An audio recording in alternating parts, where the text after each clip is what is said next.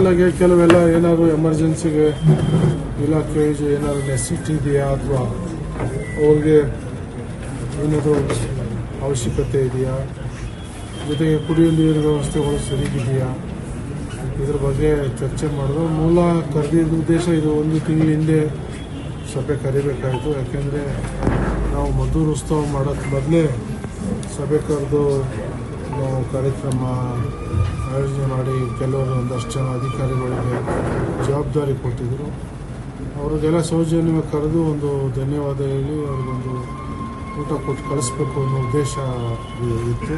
ಅದ್ರ ಜೊತೆಗೆ ಎಲ್ಲರೂ ಇದ್ರಲ್ಲ ಅಂತ ಒಂದಷ್ಟು ಸಣ್ಣ ಪುಟ್ಟ ವಿಚಾರಗಳು, ಏನೇನೋ ಇಲಾಖೆ ಏನಾದರೂ ಸಮಸ್ಯೆ ಇದೆಯಾ ಅಥವಾ ಈ ಸಮಸ್ಯೆ ತುರ್ತಿರುವಂಥ ನೀರು ಕುಡಿಯೋ ನೀರು ವಿಚಾರ, ವಿದ್ಯುತ್ ಶಕ್ತಿ ಬಗ್ಗೆ ಕೆಲವೊಂದಷ್ಟು ಚರ್ಚೆಯನ್ನು ಮಾಡಿದ್ದೀವಿ. ಕೆಲವೊಂದಷ್ಟು ಸೂಚನೆ ಕೂಡ ಕೊಟ್ಟಿದ್ದೀವಿ. ಸರ್, ಮುಂಗಾರು ಶುರುವಾಗಿದೆ, ರಸಗೊಬ್ಬರ ಕೊರತೆ ಇದೆ ಅಂತ ಅಧಿಕಾರಿಗಳು ಆಗ್ಬೋದು ಅನ್ನುವಂಥ ಒಂದು ಎಚ್ಚರಿಕೆ ಕೊಟ್ಟಿದ್ದಾರೆ. ಮುಂದೆ ಬರ್ಬೋದು ಅಂತ. ಈಗ ವಾರ ನಡೀತಾ ಇತ್ತು, ಏನೇನು ಬೇರೆ ಬೇರೆ ಸಮಸ್ಯೆ ಇತ್ತಲ್ಲ, ಸೊ ಹಾಗಾಗಿ ಹೇಳಿದ್ದಾರೆ. ಬಹುಶಃ ಬಂದೇ ಬರ್ತದೆ ಅಂತ ಏನಿಲ್ಲ, ಬರ್ದೇನೂ ಇರ್ಬೋದು. ರೆಡಿ ಆಗ್ಲಿಕ್ಕೆ ತಡವಾಗ್ತದೆ ಅಂತ ಒಂದು ಜನಗಳು ಇದಾಗ್ತದೆ. ಈಗ ತಾನೇ ನಾವು ಫಾರೆಸ್ಟಿಗೆ ಮಾತಾಡಿದಲ್ಲ, RF ಮರಗಳನ್ನ ಆದಷ್ಟು ಬೇಗ ತೆರವು ಮಾಡಿ ಬೇಗ ತೆರವುಗೊಳಿಸಿ ಅಂತ ಏನು ಕೆಲಸ ಆಗಬೇಕು ಅದು ಪ್ಯಾರಲಾಗಿ ಆಗ್ತಾಯಿದೆ. ಸರ್, ಮೊನ್ನೆ DC ಅವರು ಹೇಳೋದು KRS ತುಂಬಿಲ್ಲ, ಹಂಗಾಗಿ KRS ನೀರು ಬಗ್ಗೆ ಮನೆ DC ಅವರು ಸರ್ KRS ನೀರಿಂದ ಬೆಳೆ ಅಂತ ಕುಡಿಯೋಕೆ ಮಾತ್ರ ಬಳಸಿ ಅಂತ ಹೇಳೋದು. ಹೌದು, ಯಾಕೆಂದರೆ ನಾವು ಈಗ ಮಳೆ ನಮಗೆ ಮಡಿಕೇರಿ ಭಾಗದಲ್ಲಿ ಬಿದ್ದರೆ ಆದಷ್ಟು ಬೇಗ KRS ತುಂಬುತ್ತೆ. ನಾವು ನೀರಿಲ್ಲದೆ ಇರುವಾಗ ರೈತರು ಕಮಿಟ್ ಆಗಿಬಿಟ್ರೆ ಅವ್ರು ಒಂದು ನೀರು ಕೊಟ್ಟರೆ ಸಾಕಾಗಲ್ಲ, ಕನಿಷ್ಠ 3-4 ನೀರು ಕೊಡಬೇಕಾಯ್ತದೆ.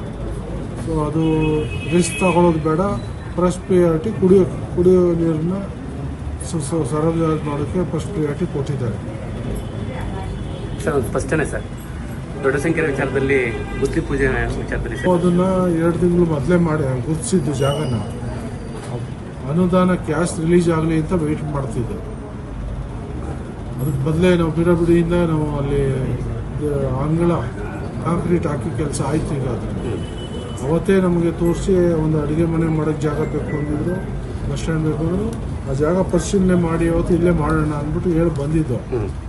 ಸೊ ಅನುದಾನ ರಿಲೀಸ್ ಆಯಿತು. ಮೊನ್ನೆ ಹೋಗಿ ಬೇರೆ ಬೇರೆ ಪೂಜೆನೂ ಇತ್ತು, ಗುರುದೇವರಹಳ್ಳಿ ಕಾಲೋನಿ ಅದನ್ನು ಮಾಡಿ ಬಂದಿದ್ದೀವಿ. ಅದರಲ್ಲಿ ಏನು ಸ್ಪಷ್ಟತೆ. ಅದೇ ಜಾಗದಲ್ಲಿ ಬಸ್ ಸ್ಟ್ಯಾಂಡ್ ಮಾಡಲಿಕ್ಕೆ ಸರ್ MP ಫಂಡ್ ಅಂತ ಭೂಮಿ ಪೂಜೆ ಮಾಡಿದ್ದಾರೆ ಸರ್. ಸೊ ಮಾಡ್ಕೊಂಡ್ರೆ ಏನು ಮಾಡೋಕ್ಕಾಯ್ತು, ಅದೆಲ್ಲ ಶಿಫ್ಟ್ ಮಾಡಿದ್ದಾರೆ ಅಂತೇಳಿ. ಹೌದು ಸರ್, ಹೌದು ಸರ್, ಹೌದು ಸರ್. ಅಲ್ಲ, ಇದು ಇಷ್ಟು ವರ್ಷ ಬೇಕಾಗಿತ್ತು ಅವ್ರ ಊರಲ್ಲಿ ಒಂದು ಬಸ್ ಸ್ಟ್ಯಾಂಡ್ ಮಾಡೋಕ್ಕೆ. ಹೌದು ಸರ್. 4 ಸಾರಿ MLA, 1 ಸಾರಿ ಮಂತ್ರಿ, ಅವ್ರ ಲೀಡ್ರ್ 2 ಸಾರಿ ಮುಖ್ಯಮಂತ್ರಿ. ಅದೊಂದು ಬಸ್ ಸ್ಟ್ಯಾಂಡ್ ಮಾಡೋಕ್ಕೆ ಇವಾಗ ನಾನು ಅಲ್ಲಿ ಮಾಡ್ತೀನಿ ಅಂತ ಗೊತ್ತಾದ್ಮೇಲೆ ಹೋಗಿ ಎಲ್ಲಿಂದೋ ಸ್ಥಳಾಂತರ ಮಾಡ್ತಾರೆ. ಮಾಡಲಿ, ಇನ್ನೂ 4 ಯಾರು ಬೇಡ ಅಂತ. ನಮಗೇನು ಅದ್ರ ಬಗ್ಗೆ ನಾವೇನು ಅಬ್ಜೆಕ್ಷನ್ ಮಾಡ್ತೀವಿ.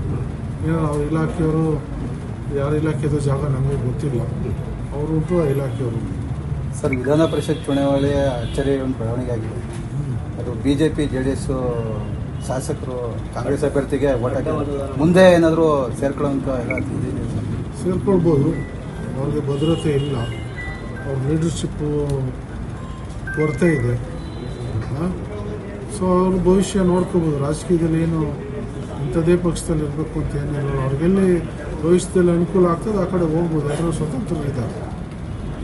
ಈಗ ಒಳ್ಳೆಯ ಒಂದು ನಾಯಕತ್ವ ಕಾಣಿಸ್ತಾ ಇದೆ, ಸ್ಪೀಡಾಗಿರೋ ನಾಯಕತ್ವ ಕಾಣಿಸ್ತಾ ಇದೆ. ಸೊ ಬರಲಿ, ಎಲ್ರಿಗೂ ಸ್ವಾಗತ. ಕ್ಷೇತ್ರಕ್ಕೆ ಅಭಿವೃದ್ಧಿಗೂ ಕೂಡ ಸಹಾಯ ಮಾಡಿಸಿ ಭರವಸೆ ಕೊಟ್ಟಿದ್ದಾರೆ. ಯಾರಿಗೆ? ಸೋಮಣ್ಣ ಯಾರು ಮಾಡೋರು ಅಂತ ಗೊತ್ತಿಲ್ಲ. ಹೆಂಗೆ ಇದು ಗೌಪ್ಯ ಮತದಾನ, ಯಾರು ಮತದಾನ ಮಾಡೋರು ಅನ್ನೋದು ಮಾಹಿತಿ ಇಲ್ಲ. ಸೊ ನೀವು ಹೆಂಗೆ ಅದನ್ನು ಅವ್ರಿಗೆ ಅಂತ ನೀವು ಅನುದಾನಕ್ಕೋಸ್ಕರ ಮಾಡೋರು ಅಂತ ಹೆಂಗೆ ಹೇಳ್ತೀವಿ?